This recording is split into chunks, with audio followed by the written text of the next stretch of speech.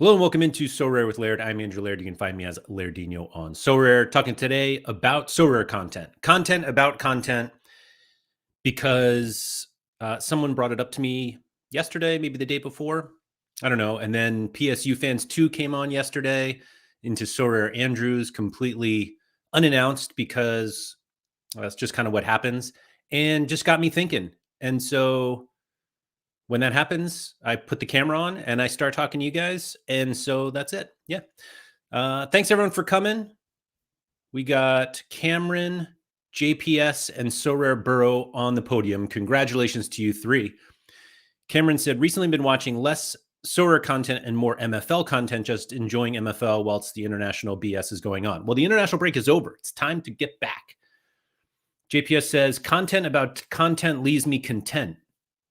Now, admittedly, I read that like a couple minutes ago, and so I knew what to say, but that would have tripped me up for sure. Harry Trades in the house, speaking of Sorare content.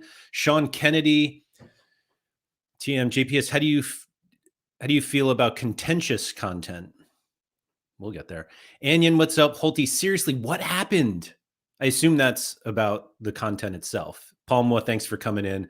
Appreciate everybody who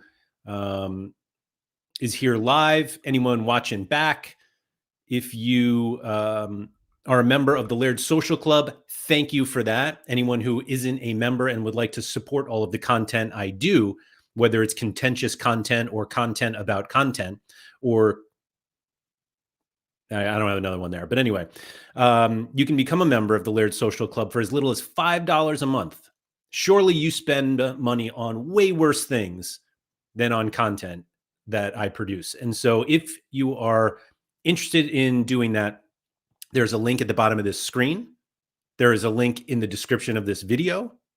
And I can just say it right now, patreon.com/Andrew M. Laird. You can also just search the Laird Social Club on Patreon, and that should just pop up what you need.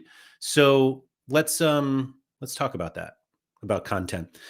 Fraxy said, good Friday, perfect timing after an amazing jogging session. Remember to go out, everybody. That's right. Definitely go outside. Hopefully you've already been outside today. Admittedly, I have barely been outside today. I have taken 1,800 steps. It's noon for me, 12:04. And I got to get moving after this. I actually have kind of a stop time today because my youngest daughter has a early dismissal from school. Third day in a row, and I just got to, I got to get her from the bus. Ryan, love Patreon food pictures. Excuse me, is my favorite part. The food and drink part of the Discord. Now, I know not everybody is into Discord like Holty. I really thought Holty would break down at this point, but it hasn't happened yet. But the food and drink channel in the Laird Social Club Discord is just bumping. I posted some pumpkin pancakes I made this morning, and I didn't eat them, but I actually did post what I did eat for breakfast. And that's pretty much what I eat for breakfast every day. But again, and I've described this, might have been last week on a Friday. I don't know. But that the whole idea of the Laird Social Club is to be able to share stuff like that. And so that's why it's there. Speaking of Friday and this time, who the hell is Mike Baston? What's going on? What else could he be doing? It's getting a little chilly. Maybe he's looking for some pants. I don't know. Anyway, the topic today is obviously a weird one, like doing content about content.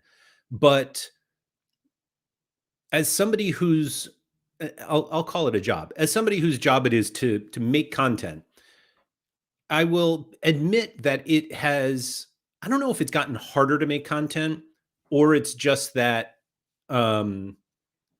what we used to do just doesn't necessarily work anymore. Now, I don't want to dox, or it's not really doxing them, but I don't really want to give away who I was having this conversation with. But it kind of made me a little reflective of the content that I've been doing. And the content that I used to do pretty regular, or, every day on Sorare Data, but a lot of it was conversational content. And this actually came up yesterday on my MFL stream. But or was that yesterday? Yeah, it was yesterday.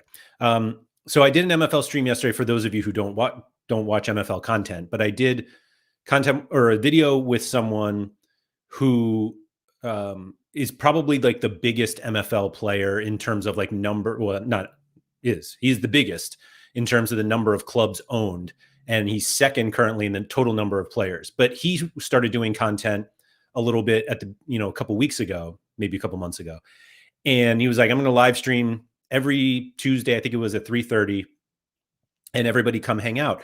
And he did a couple episodes, and we were talking about it yesterday because he stopped doing it, and he was like, "It's just not that fun talking to yourself."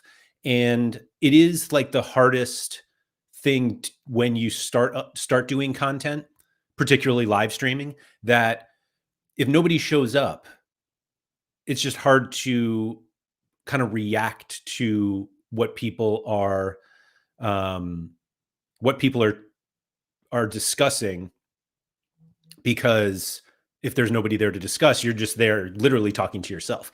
And it was the that's one of the things that I feared the most when I started live streaming, and particularly when I did a solo stream where I was just like, I don't necessarily have however long, an hour or whatever the time it was. I definitely have always tried to make my streams at least an hour, but do I have an hour of stuff to talk about? And it was very quickly answered that the answer was no, that the live chat plays such a huge role in, certainly in the live streams that I do by myself, like today. But if you're new, then it's just tough to get it going if you don't have like an hour worth of talk to talk about. And so a lot of my MFL content is actually just me talking. I don't do a lot of like guest uh, content. I do some for sure, and it might become a regular thing. The guest stuff. Um, it, Trust and I are talking about doing regular stuff, but obviously there are other people who do MFL content, like Ryan. Like Ryan Walter does a Meet the Manager, which is kind of a an MFL version of So Rare Homies, which doesn't exist anymore. We'll get into that. Don't worry. And the big difference, or the conversation that I had with the person who I won't give it away because I just, I don't know. Feels weird giving it away who I was talking to, but they were like, there's very little conversational So Rare content now, either regular two people talking um, or kind of semi-regular guests. And they were like, you used to have, and obviously I do a show with Harry every week, and he does the Deadline show with Quinny. So there is that kind of like conversational stuff. Although, a lot of what they talk about is kind of expired by the time the show is over, because they go to the Deadline. But and I mean, I watch it every week. Everyone should watch it every week. So but it was like, I used to have Sean on every week. M Pen would come on, Peter Stoyanov, Gator Guy, obviously. And and Quinny used to have his GF Friday show. That wasn't like a years long thing, but there were just more things that happened. I had office hours with Maxime, obviously. And there's less of that now. And part of that, I think, is because the people that I had on regularly aren't as into So Rare enough to have the same conversations we did back then. And that became quite evident when Sean came on yesterday. I can't believe I didn't mention that So Rare Andrews is a conversational one, although I'm less and less considering that So Rare content. But like, I've had a couple people reach out to me over the last few weeks, basically months, saying like, hey, you should have Sean on just to see like what he thinks about things. And part of the reason I didn't jump at that was because I knew how Sean felt about So Rare, and I know that he's not nearly as into So Rare now as he was when we were doing like the strategy show every week.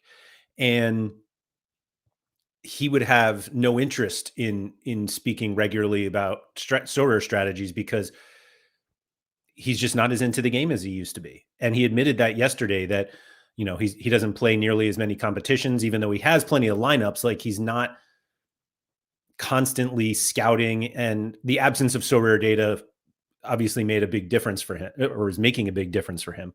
But he's just not as passionate about it. And from my perspective, the idea is to make either helpful or entertaining content, and forcing somebody to talk about Sorare when they don't want to talk about it isn't helpful or entertaining. And so I think it's good that he came on, and everybody kind of learned how he feels about Sorare right now.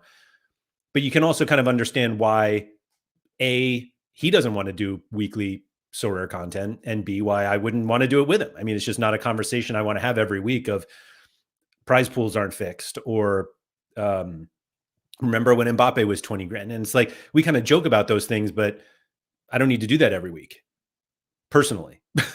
And so, and like, I know MPen actually tweeted about YOLOing into Bundesliga cards this morning, but like I had actually invited him on. He was like, I'm just not,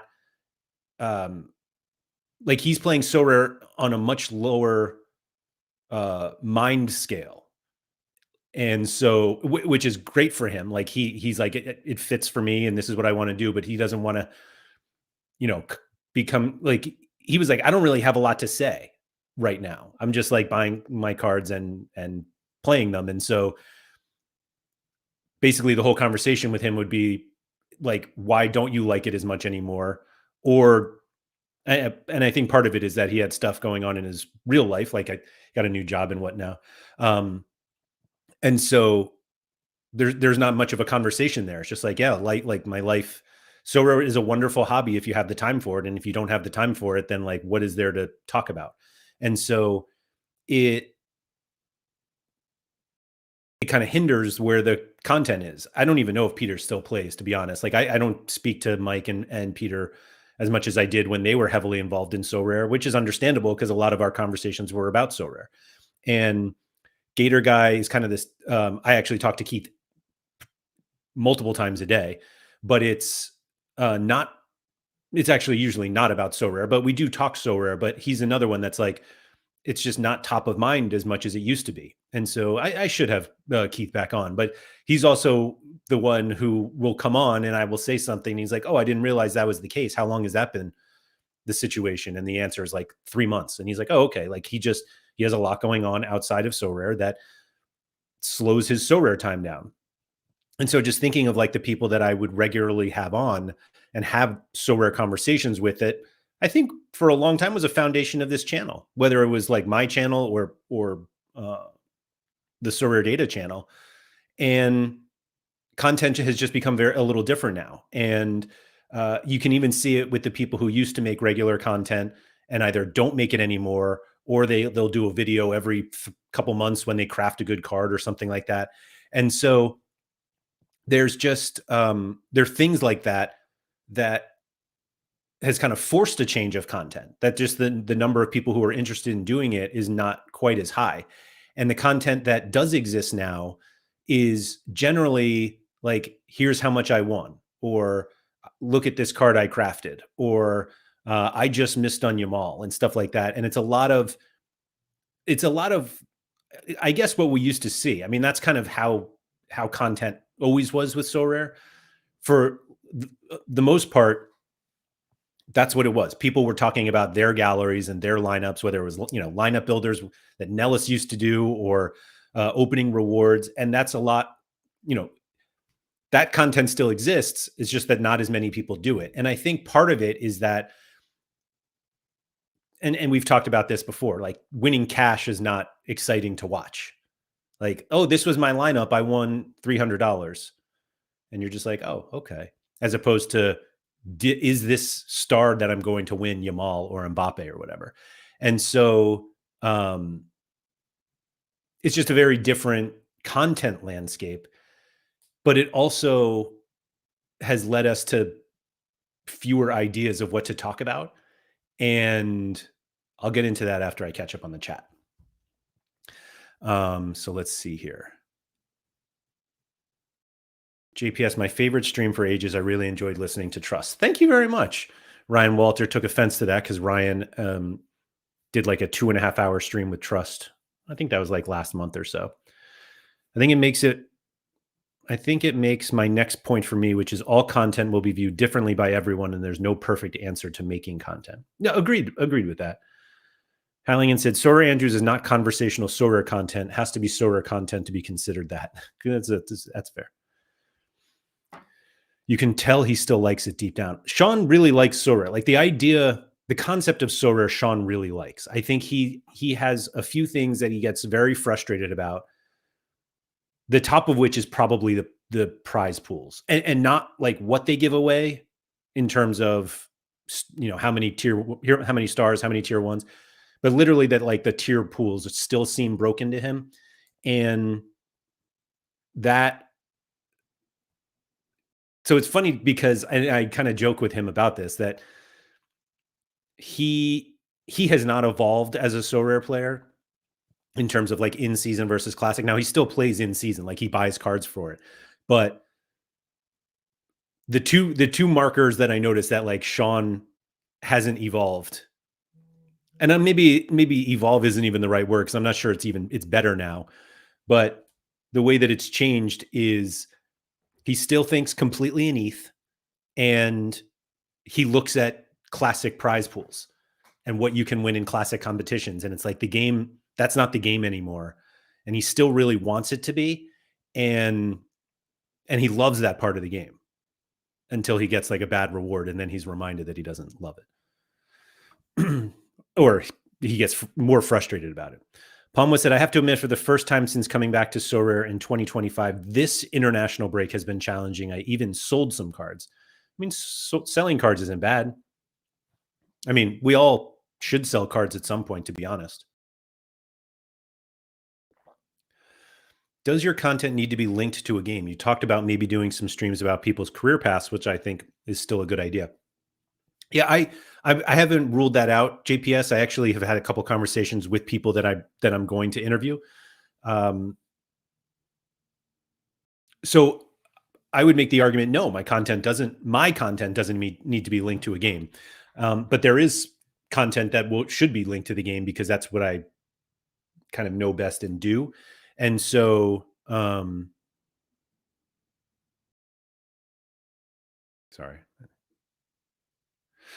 So it's more just different content. There will always be Sorare content. So yeah, most people eventually come back. Is that true? I don't even know. Keith has been doing real estate shorts on Twitter, actually really good. They are very good. You're right. The worst Sorare content out there at the moment is people crafting good cards. Nobody wants to watch that. So it's funny you say that, Holty, because you're wrong. People love talking about it or love watching that. It's the same reason people watch pack openings and all this stuff. Like in the end, they really do love watching that. I think people kind of rubberneck the bad crafts as well, but not a lot of people like will post that. Like there are enough people who, or maybe there aren't enough. There are plenty of people who will record their crafts or whatever, and if they're not good, they just don't share them. And so it's we see the good ones, and then when we don't get good ones, you're like, man, everybody's getting good ones, but it's not actually right. Palmo said there's probably loads that watch regularly, Laird, that might jump on with you to chat through stuff depending on how you see things going forward. Appreciate it's not as simple as just jumping on, etc. Yeah, it is. Topics are hard to come up with, I'm sure. It's not that simple. Part of it is that there are some people who just have no interest in talking on a stream like this. There are a couple people that I've spoken to who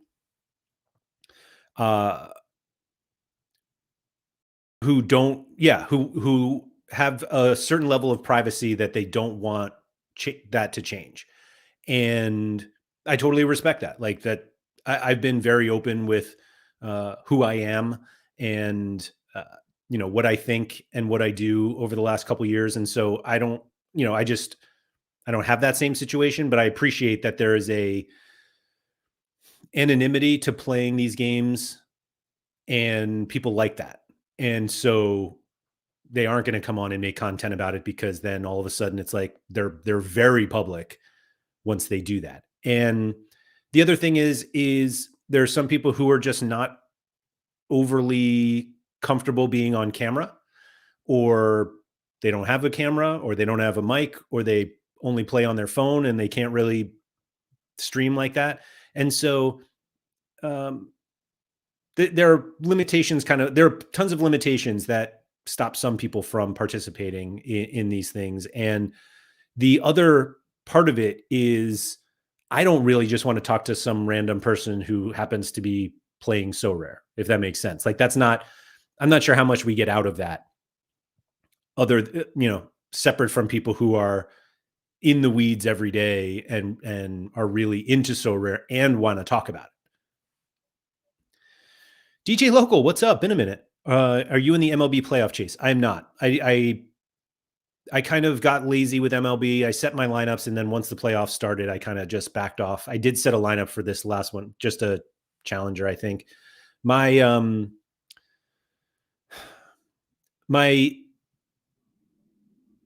love, I don't want to say my love for Sorare MLB changed, but like, my determination to succeed in Sorare MLB dropped off as the season went on. And part of that, or a lot of that, was because of like the football season launching in July, August. And I don't have the,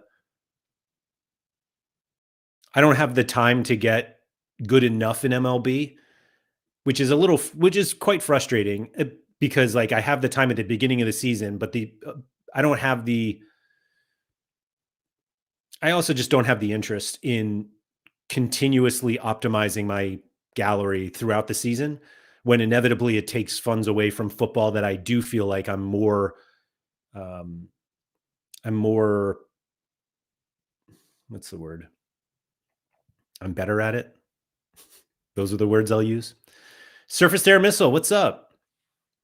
Halligan said, I would love a window into the parallel universe where Sean is in charge of So Rare, just to see how much worse or better it would be. But man, I'm glad he isn't.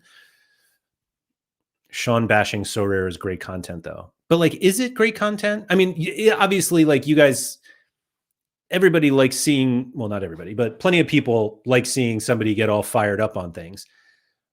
I think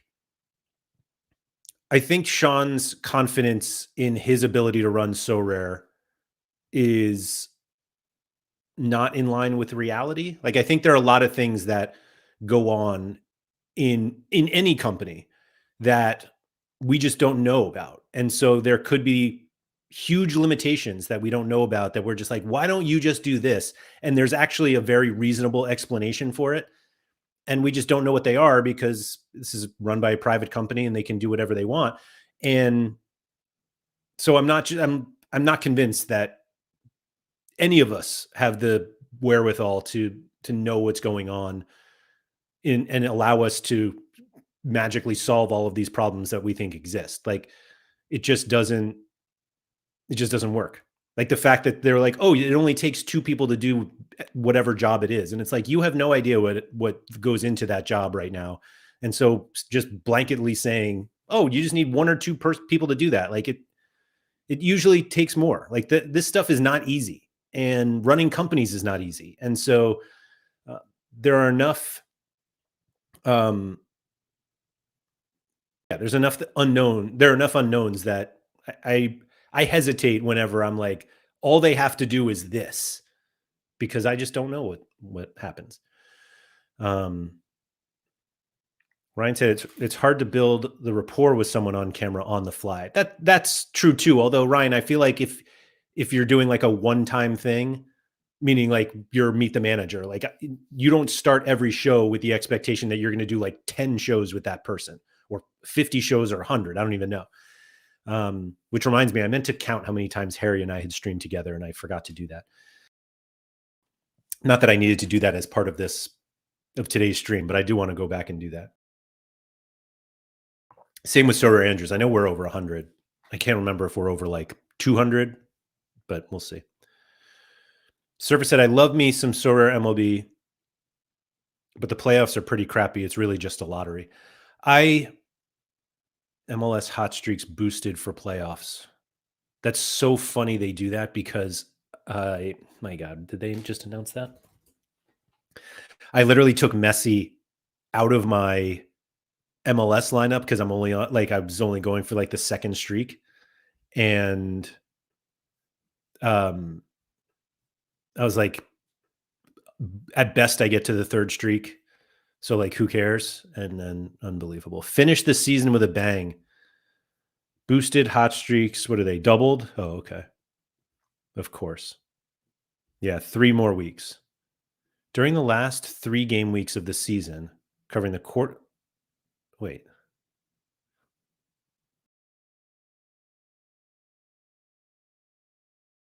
So they're doing hot streaks even though in-season comps won't be open?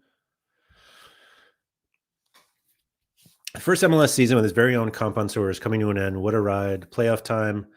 For the first time, we're making an exception to our usual competition rules. There we go. Given the special playoff format, and since MLS now has its own dedicated comp, the MLS comp will remain open every game week through the playoffs, except for the wild card phase.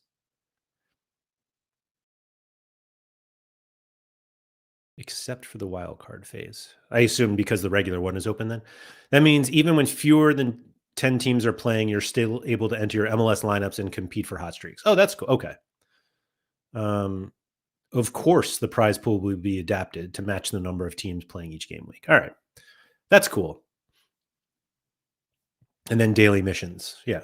I know on Sorare Spotlight, they confirmed they were going to do missions, or I confirmed through them that they were going to do missions when they had less than 10 teams, but obviously they're doing that now. So that's cool. Niche nuts. You can analyze a viewer's gallery a week and help them improve together with the live audience. I think many people would like that. Good possibility to show different ways of playing too. So that's something that we used to do all the time. That's actually how the strategy show with Sean kind of started for a little bit. No, maybe not started, but we did that for a long time actually. It's significantly harder without Sorare data. And I know Harry used to do it all the time. Quinny still does it. Just these gallery reviews that um, end up being the same conversation over and over, to be honest. It's a lot of limited lineups where they're like, oh, go play Challenger now or play Rare now. And the way that Sorare organizes well, maybe it's a little easier now. I don't know. I haven't done a gallery review in a long time, but it gets repetitive. And it's why Sean and I stopped doing it. Like we'd look at one or two galleries, maybe even a couple more each week. And like, oh, this is what you should do. Buy some super rare so you can play in Rare Pro when that existed and stuff like that. And it almost got a little frustrating because we would end up getting the same types of galleries over and over again, which meant nobody's actually listening to what we're saying for other people, even though nobody was learning any lessons. They were just listening to what we were saying about their gallery and then not listening about somebody else's gallery, and then you had the same problems. And so it's certainly an idea, and I'm always like willing to help somebody with their gallery. I'm just not sure it makes for great content these days, to be honest. And he said, my gripe with MLB playoffs was that you had to buy playoff editions. So now not only do you need in-season cards, but now you need playoff editions.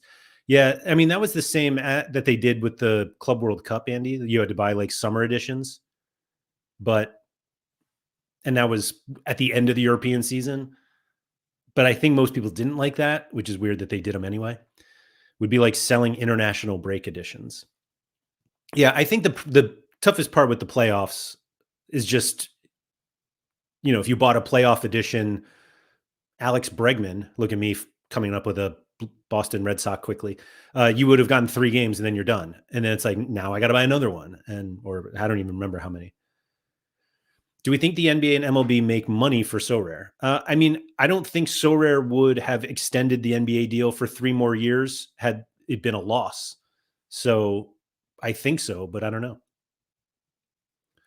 Black, they will 100% sell World Cup editions in the summer. So JPS, not only do I think you're completely right, we're going to fucking buy them.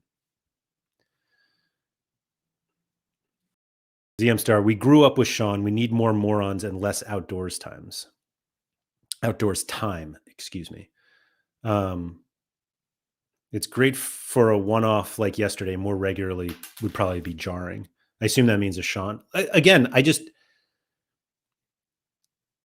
I would be asking Sean to come onto a stream every single week. Now, granted, this is also his like busiest time of year work-wise, but coming on and asking him to talk about something that he just like doesn't want to talk about. DJ said the amount of time and money it would take for MLB, you see a better return applying that to soccer. The amount of time it would take. Yeah. Yeah. It's probably more, honestly, it's probably more about the money than it is the time. But it is both. It is both. I don't even know what this is referred to, but just spend more. You're probably right. We could have a Sorare Andrews show and have Black and Kermit the Frog read out some lines and see if we can guess which is which. So, do you think he sounds like Kermit the Frog? MLB playoffs are impossible to really plan for because of the rhythm of the game is too unpredictable. Some variation is needed, but the playoffs are just too small sample size to warrant investing in new cards. You have to buy new cards and hope the teams they are on go to the World Series. Yeah. You have to buy new cards which have no XP or no like built up XP unless you saved XP and then use them on theirs, except you can't even boost them more than like 2% for the duration of the playoffs because of the cooldown. I understand why they did it, but I thought that was super frustrating. Not only that, didn't they get rid of energy too for the playoffs? Like you had to use all in-season cards, and just asking people, you're not even asking, telling people if they want to keep playing and they have to buy new cards in October, it just leaves a bad feeling. Steph said the NBA renewal is what baffles me the most. I have no idea what Nicholas managed to cook with them and so rare investors because I really think it's a loss for all. So not much, I know. I mean, what if they are profitable on NBA? What if the NBA deal is not that expensive? I mean, it can't be. It can't be that expensive. Like we know that there aren't hundreds of thousands of people who play Sorare NBA. So the amount of money that they make on these cards has to be more than the license. There's no reason for that. Well, I was going to say there's no reason for them to run the NBA game at a loss. Yeah, I don't see the benefit to continuing to run the game at a loss. So even if it's a modest, I mean, I guess if it's at a modest loss, then that's fine. But I don't know. I took that as a positive that the NBA continues to want to deal with them, continues to want to have a deal with them, excuse me, and they're willing to do it as well. I assume the license was a multi-year deal and it's a sunk cost. I mean, you wouldn't sign a new sunk cost deal though. It's not like if they stopped doing NBA, everybody would think that football was going to go under. There are no NBA auctions from like halfway through the season. It's crazy. It's the same thing though. Like when the player pool isn't that big, and meaning the NBA player pool and then the Sorare manager pool is not that big. Like you don't really need to run auctions all the time. I'm suggesting they signed a 5-year deal in 2022 and it runs through 2027, for example. Today's announcement made it seem like it was a new deal to me. But it's possible I don't know. Oh my gosh, I got an offer. Somebody wanted my Mikhail Bridge. They offered me the nerve to offer me $2.28 for a Mikhail Bridges first season jersey mint. The gall of some people.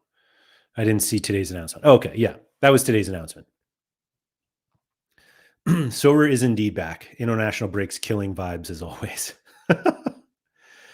Why do people that don't care about NBA criticize it? Do people think that they would just add money to the football side? It's a great point. Has to be a Nova. Of course he's a Nova guy. Has to be. Of course he is. I don't. So it's Pan. I totally agree with you. Totally agree. Like, there's no way any money that's being paid out to NBA would be going to football.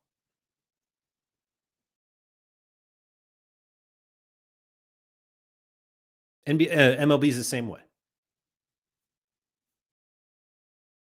I will say that the one thing that people complained about when MLB and NBA launched is that a vast majority of the early players were football players, meaning people who were so rare managers who played football or played the football game. And so they took money, like their own wallet, left football to like buy NBA. Like I used my football wallet to buy MLB and NBA cards. And so theoretically, that was like less money that was being spent on the market for football cards. But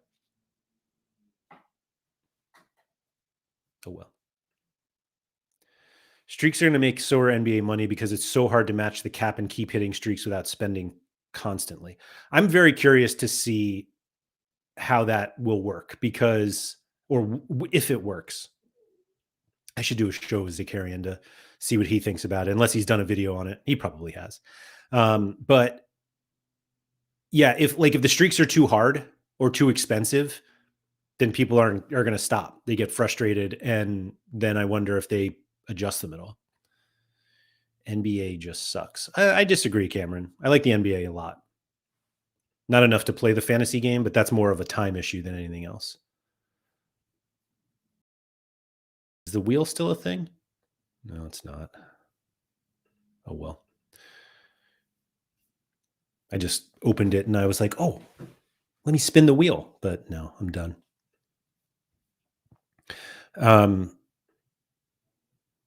But yeah, so back to the conversation that we were supposed to be having today about Sorare content and whether we're content with that content. It's just different. And what's interesting is that it all comes at a time when Sorare is doing more content on their channels. Maybe let me rephrase. Sorare has more content on their channels. That obviously I do the Sorare Spotlight, which is their like the English stream every week. They have it in French, German, Spanish, and Italian. And so they're becoming more, not becoming more comfortable. They obviously want more content on their channel, which is fine. Like I think more content is great. I don't really understand what the whole strategy is, but that's not like that's above my pay grade. Since they literally just have me doing the stream. But that we hadn't had that in a long time. And really like the Sorare content that we'd seen for years was just from what their announcements of, Ryan Spoon in an Apple studio looking like Tim Cook or Steve Jobs talking about, actually it was Nicola who was dressed like them, but with Jay Williams talking about the NBA launch, like obviously they don't do that stuff anymore. I think that's sort of the stuff that you do when you can light money on fire because you just got $680 million. But so I understand why they don't do that kind of content anymore. But I guess it's encouraging that they recognize that content is important both for themselves and the community. And so if there's not going to be a ton of independent content creators doing or not even, I don't even want to call them content creators, but I will. But if there are not a lot of people doing it, then they're saying, hey, we'll start to support those content creators. And it actually goes back to something I wanted to talk about. I didn't get there yet. The NBA lock and the need to have NBA Underdog Twitter notifications on is a big turnoff for me. That's why I don't play. Pants, I just see it as the same in football or in NBA. People are going to buy cards if they think they have an edge. They have an edge to win money. So yeah, you will buy cards for the NBA streaks like you do for the Eredivisie. So I agree with you, except you just have to buy so many more for NBA because of the way that that like L10s work and everything. Anyway, so we know, like you could probably go back and think of a number of content creators that did Sorare content for months or years and don't do it anymore now. And people started doing content for various reasons. Part of it is they saw somebody else doing it and they're like, man, I could do better than that, or I can do that too, or I just want to be able to share my experience with other people.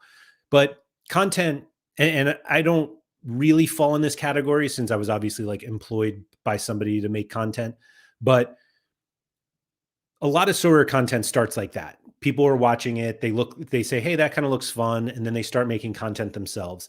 And it doesn't always have to be exciting content. Sometimes it's just lineup building and rewards. And then there are people like Royal Ivy who made like hilarious videos about them, and um, some people who are like experts in a certain league or competition, and so they do like deep scouting dives on those things. And some of that stuff still exists, but the interesting thing about the way that content worked for a while for Sorare is it started with, this is kind of fun, so I'm going to do it on camera, to then, oh, if I get people to sign up, now I can get a free card, or I'll get 10% of their spend. Or, and so you start making content to get people to sign up for the site. And inevitably that just gets boring of, and and that's sort of the content that is gone now. It's the people who were making content to get people to sign up. And I'm not talking about like contracted content creators who are making content, but literally there are people who are like, this is how I play So Rare, and if you want to play So Rare, use my link. And there's always a point, like they always get to a point in their content where they're like, not enough people are signing up now, and so this isn't fun anymore. And then they just stop. And whether they continue to play So Rare like they always did, maybe they play even more now, but they just don't want to talk about it as much. And so we lose a lot of those like smaller content creators who, a lot of ones that we, you know, So Rare grew up watching and aren't there anymore. And part of it, you know, there's another part that's just they had to move on with what they did. And you know, somebody gets a new job, or they move, or some, you know, some things happen where all of a sudden, if they maybe they still have time for So Rare, but they don't necessarily have time to like set up a camera and a microphone and record what they're doing. And you know, that stuff takes time, and ideally they're good at it so that the content itself gets better, but it's just not always possible for people to keep going. And so we've gotten to the point now with So Rare where it just feels like there are fewer content creators than ever. And I don't know if that's because the content itself has gotten, I don't think the content itself has gotten any better or harder, that other people are like, man, I can't do that. But there's something now about the game that is not making people want to make content about it. And I haven't put my finger on why that's the case. It's obviously a very different game. And maybe it's just that we know what the upside is in season competitions all the time. Like there, you know exactly how much you're going to win if you finish in a specific spot, and that just doesn't make for entertaining content. And so, if that's the case, why make it? Um, I'd love to the language split of Sorare users, because only one English stream feels low. I think it's great having different language content, but I can only watch you. Yeah, I think um I think I think that's weird. I agree. Now obviously, so they have two French streamers, but they're obviously a French company. All of the shorts on Sorare's YouTube channel are in French. And I think they do want to be able to offer something on their channel for anyone in any of the languages that they have. But I agree. I feel like more English content would be good, because I would imagine that more people who aren't native English speakers, at least, like there's more of a chance that somebody's second language is English than German, Spanish, Italian, or French, if English is not their first language, if that makes sense. Like I assume there are more people who speak French and English than there are French and German. And so yeah, more English content I feel like makes sense on their channel. Um we're glad you're still doing the content, Laird. Makes us appreciate it even more. You, Harry, and Quinny are the bedrock. Yeah, I mean, I think it's obvious that we have long taken it content, like Sorare content, very seriously, and we obviously enjoy it, so we keep doing it. Um, which is why the easiest way to make sure that that continues is to like financially support those channels. So go become.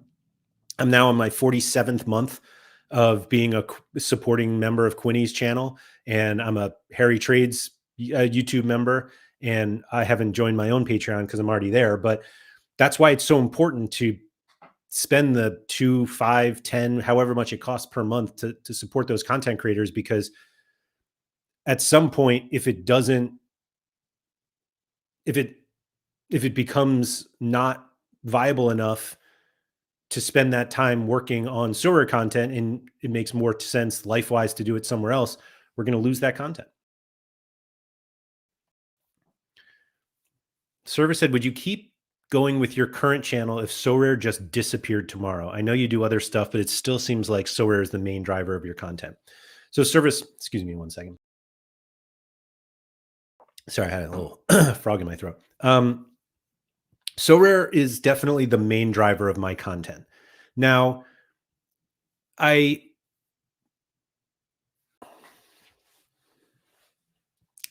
actually trying to think how to phrase this really well. The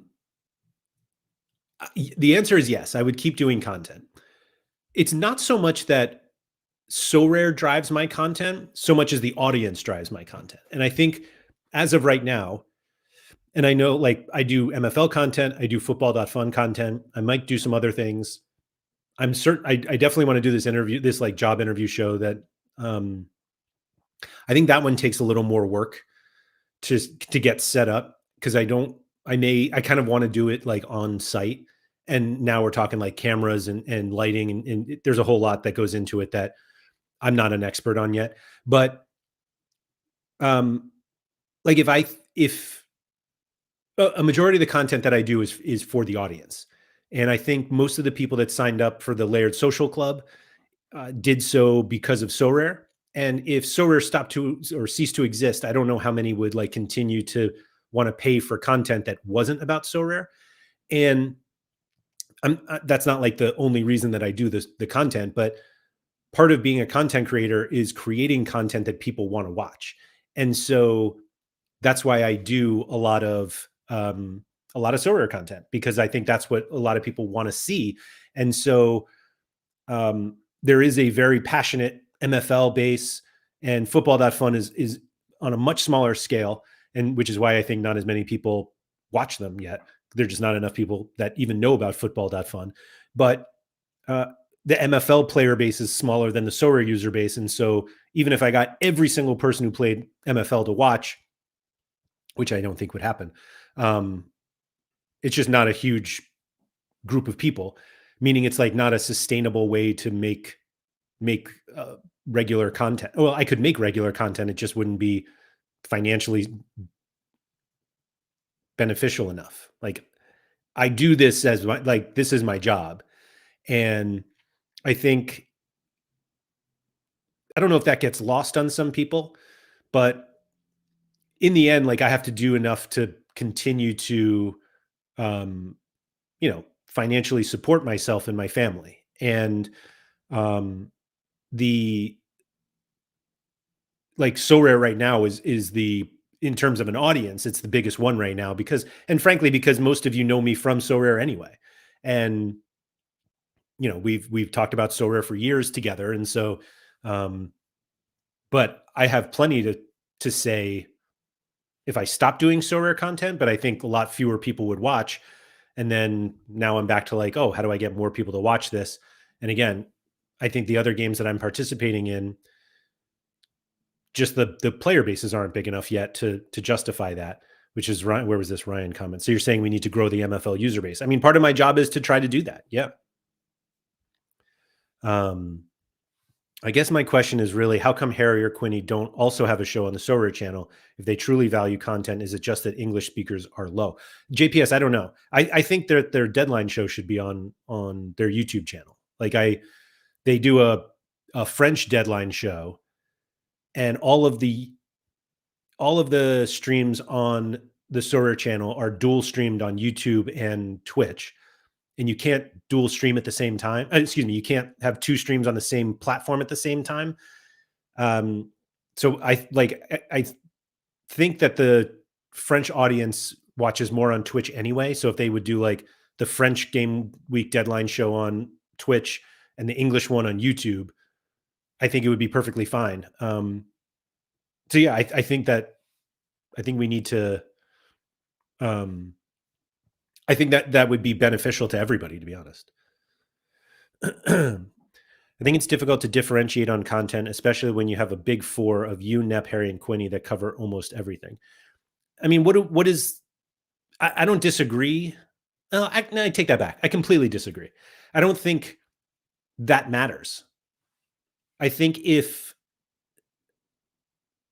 I think it makes sense to differentiate in order to provide something that other people don't or that viewers don't get from us. Let's call it that. But there is plenty that can be done that Harry, Quinny, Nep, and I don't do. Like there's a lot that you can do. You can do different challenges. You can do. I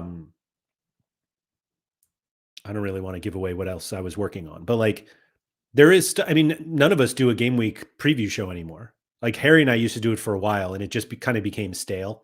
And I actually did a little bit of it on So Rare Spotlight, and I might continue to do that just to look ahead. Excuse me, but the um, I think that there are opportunities for sure. I I do think it's difficult to get people to watch your content if you are just like copying other people.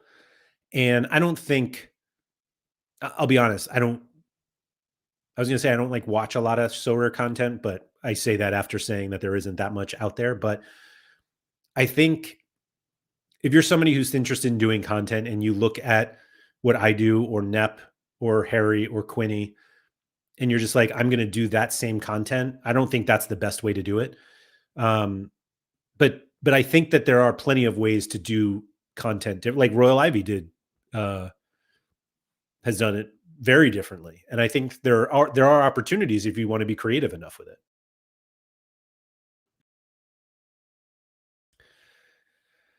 Ian said it's common in content creation, especially on YouTube, for creators to drop out or do other things. If this was a pre-ad apocalypse, there would be 10x more creators. If this was pre-ad apocalypse, yeah, maybe. Nobody I was going to say nobody has ever made enough money from so rare content. Yeah, I'll stand by that. Nobody has ever made enough money from so rare content that the money made from ads funds that content. Sorry, I must have missed it. What's the job interview idea? Oh, sorry, Ben.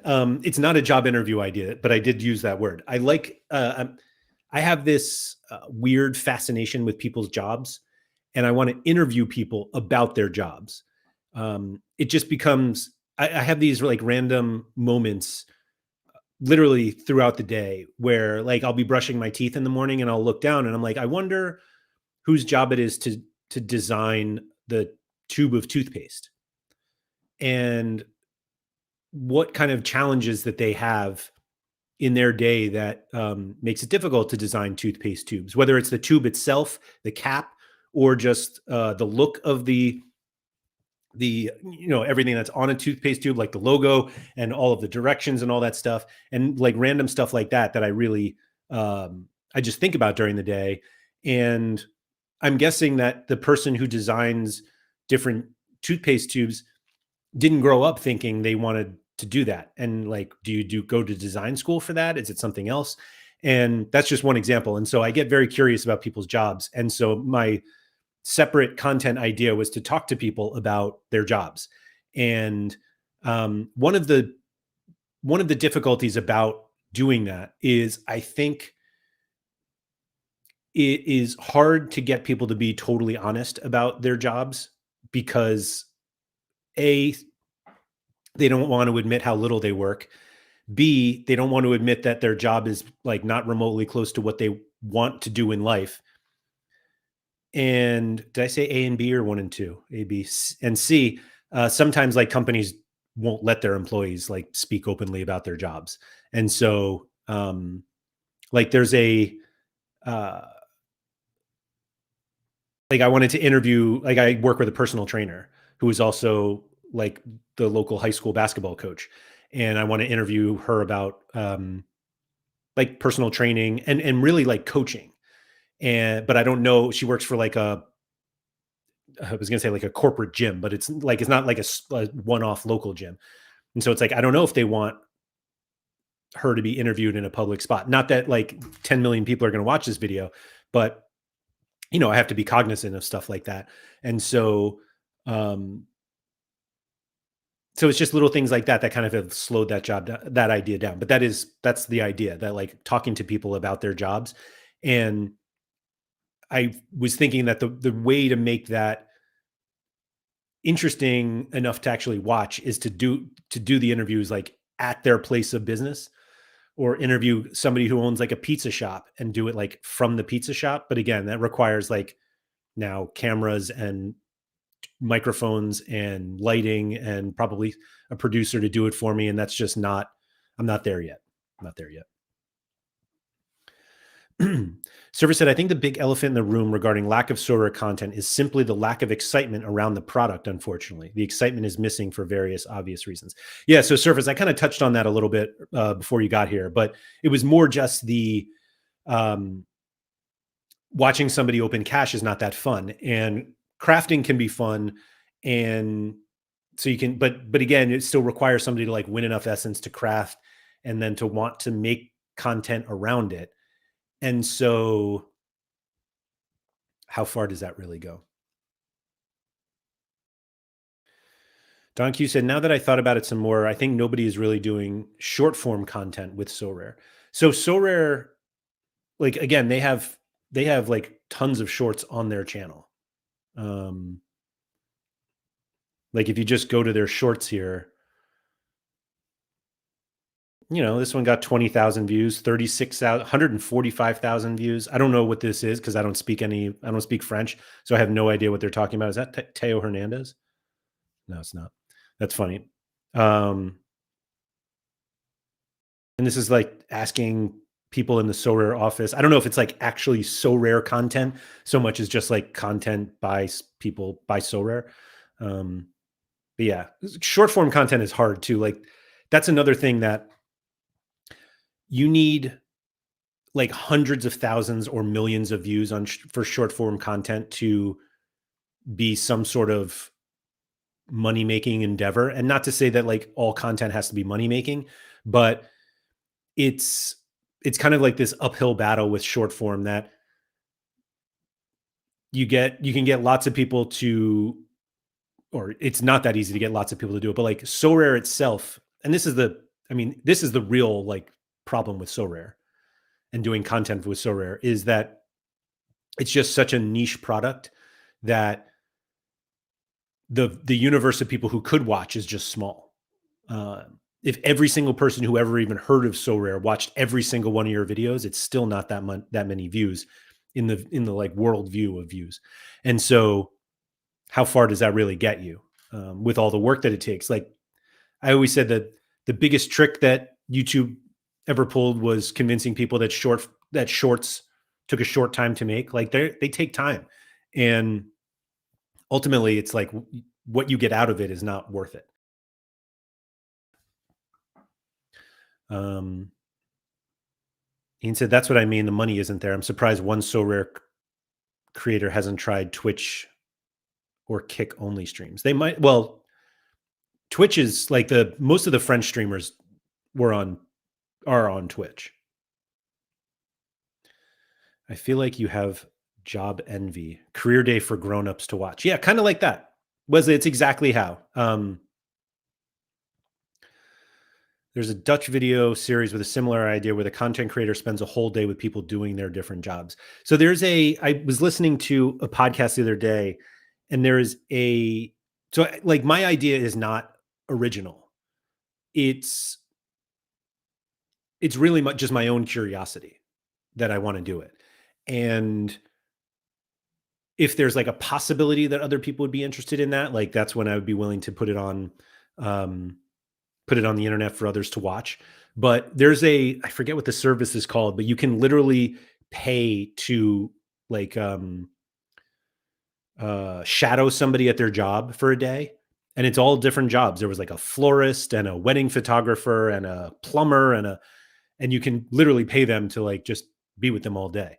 And I think there are people who are doing that and then filming it and then making content about it, which I think I'm actually less interested in what these people do all day and more interested in like how they got there. And I have like my son is in high school now, and the cost of higher education in the United States is exceptionally high for most universities. And I don't know if like going to college, which like I did, my wife did, we both had master's degrees. I don't know if that's like the right path for him. And I'm just curious to talk to enough people who have made comfortable lifestyles for themselves based on jobs that like and just curious how they got there. And my wife is actually an administrator in a middle school, and they have a career day, and she's asked me to go in a couple times for various reasons. I haven't been able to like work it out yet. But one of the things that I can't stand is telling high school kids that they need to figure out what they want to do in their life, or even college kids. And the thing that I say is the last three jobs, if you count this current one, the last three jobs I've had did not exist when I was in high school. And one of them may have existed when I was in college. Well, certainly not in college. No. And so it, the world of the job world is going to be very different every year for the rest of our lives. And I'm not going to go down a whole like AI thing now, but being able to recognize what you want to do early on is great. Like my wife wanted to be a teacher. She thought since she was as young as she could remember. And then she went on and became a teacher. And now she's an administrator in education. And, but most people aren't like that. And so forcing kids to like make a choice, which again, you can change. Like I was a history major in college and got my minor in business, and eventually got my master's in sports business because I went from a history major, I went into finance, and then I changed jobs, which I thought I had to get a degree to do that. Turned out I didn't really, although I did learn enough in my master's program. I think that helps me to this day. But I'm actually, so like I said, I'm more interested in like, how did you get here? Sure, I'm interested in like what they do, but it was like, how did you get to the point where you wanted to um, design footballs that get sold at Walmarts in Miami, like this one that's behind me? I can tell you how a voice over IP phone call works. The question I ask people what they want to learn about my job is, when you make a call and hear the ringing, do you think the phone on the other end is ringing at the same time? Wait, I'm sorry. I read that. I can tell you how a voice over IP phone call works. The question I ask people when they want to learn about my job is, when you make a call and you hear the phone ringing, do you think the phone on the other end is ringing at the same time? God, that's a great question. So, um, I know the answer is no, that it doesn't ring exactly the same on the other end. Actually, I didn't know that with voice over IP. Now that I say that, when I grew up, my house had two phone lines, um, and we would like use one to call the other, and we could hear that the rings were different. Um, yeah, I don't know about um, voice over IP. Could do a meet the Patreon member stream. Reckon there's a vast range of interesting people from all over the world. Yeah, it's a good idea.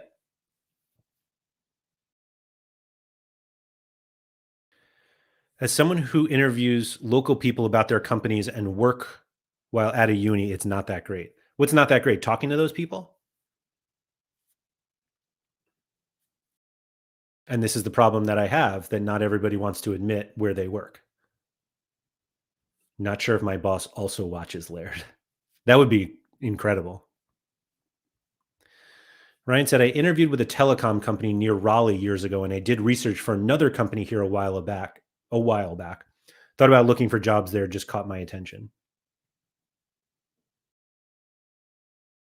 JPS said, I used to work for a company headquartered in Raleigh. There we go. Um, Apparently, you guys know each other. I'm not going to put all of this on the screen. What time is it? Oh, okay.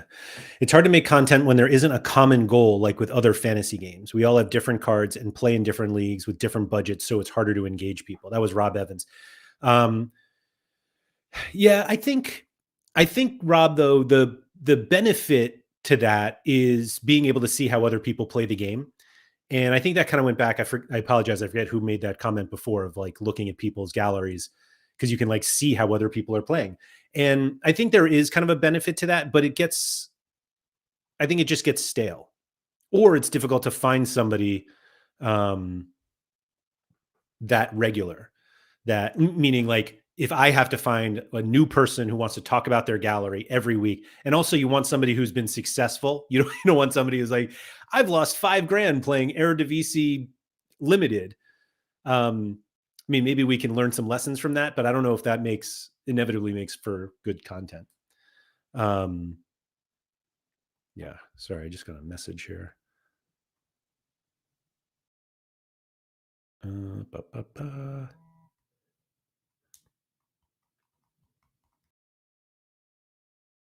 Sorry. Yippee does streams on Twitch now. Very chill vibe. Yeah, agreed with that. Although I think I only saw the first one, but Yippee is pretty chill.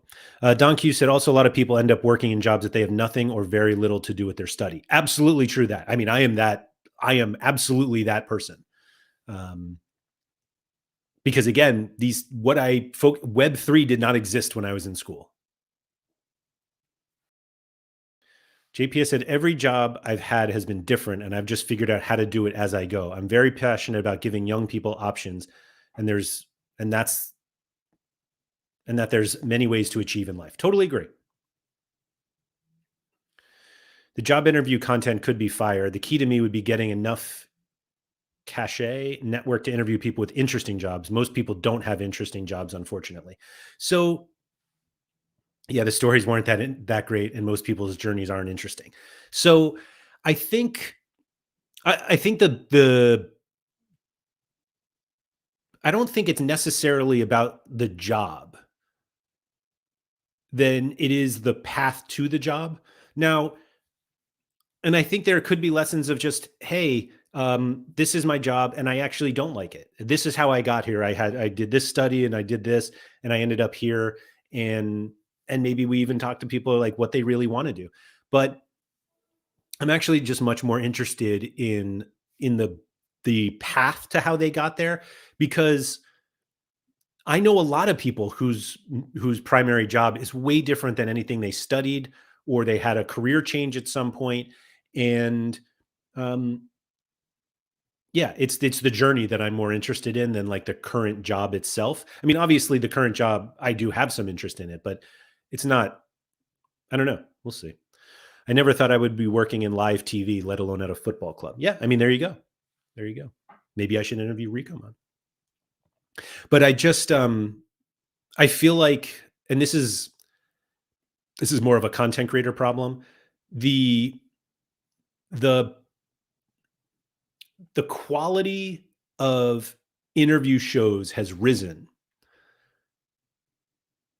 in that, and so having like an internet conversation of two boxes on a screen with the two people who are in different places, I just feel like is not at the standard of good interview podcasts now. And I'm not famous enough to fly people in to a studio where we can record. And I just wonder if recording over the internet where I'm relying on whoever I'm talking to have a sufficient mic and a camera and lighting to make it look better because or look as low as the standard or at the minimum standard levels because I think the quality standard has risen. And in order to get to create something that more people would watch than just people who know me. 2 boxes feels very COVID era. Yeah, I think you're absolutely right. I think if the person is engaging, it doesn't matter what the job is. It's about finding people who have the ability to storytell. So, yeah, agreed, agreed. But I think it's also the ability, and I don't want to. This sounds like I'm like complimenting myself. I think it's the ability s- to speak with people in a way that makes them want to open up about what they do and everything. Um,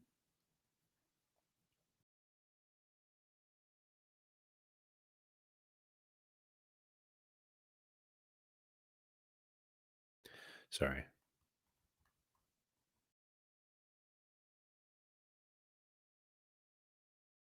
Um, yeah, I really enjoyed your path to this job when you were on Sorare Homies. Is that when I told the story? I told it on here once also, like on a Friday stream. Um, I don't remember what episode it is, but that was a fairly long story. Um, Wesley said in person, you can probably get a lot more content, edit the conversation more, film B-roll to cut when they are being boring. Exactly that. It's I don't even think you necessarily need B-roll and stuff like that, but it would help. Just make it look a lot more professional. And frankly, that's when I start moving out of my own I'll call it expertise, but like video production is not my expertise. Talking into a camera and pulling up conversation or comments on a live chat, that's my expertise. Straight up crazy. Super side note, but this is your reminder to take your daughter for ice cream tomorrow since I remembered we share a birthday. That's crazy to um remember that. I mean, yeah, well, yeah. Anyway, happy birthday to you, straight up crazy, a day early.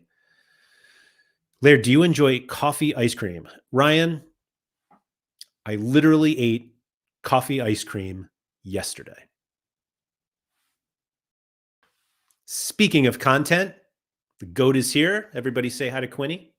Go over to his channel, become a member. Um, yeah, support content creators. That's the lesson for today.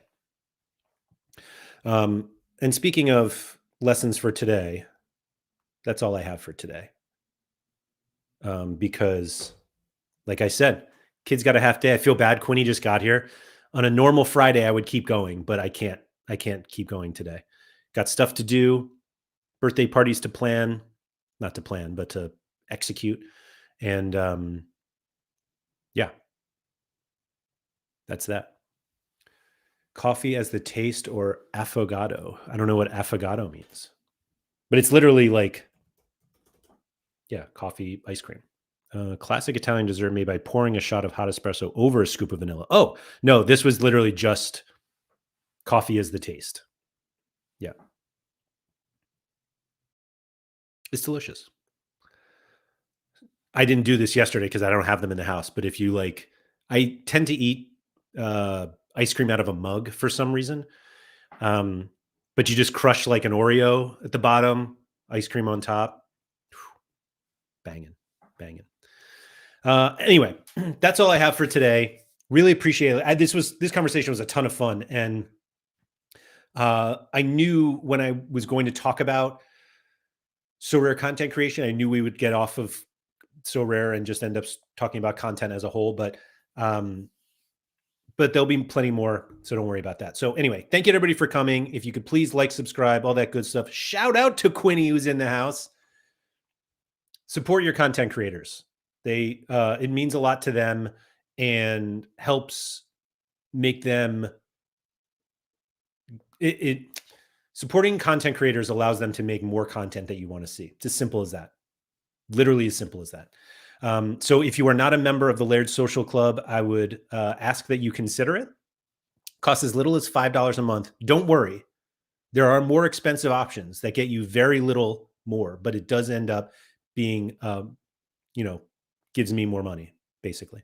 But in all seriousness, any membership to the Laird Social Club really helps me with my content, and it allows me to focus more on content that you guys want to hear or watch, and allows me to make stuff that I'm more passionate about, as opposed to looking for sponsorship deals or outside work that also helps me pay bills. And so um, that's the reason why content creators look for help from their audience, because it allows them to spend more time making the content that the audience wants to see. So anyway, patreon.com/Andrew M. Laird. The link is also in the description of this video and on the bottom of that screen right there. So check that out. Thank you to everybody. Really enjoyed this conversation. We'll pick it up again next week. Actually, Monday, Sorare Spotlight. I'll be over on the Sorare channel. And yeah, enjoy the weekend. Good luck with all your Sorare lineups, all your MFL stuff, excuse me. And please make sure you get outside.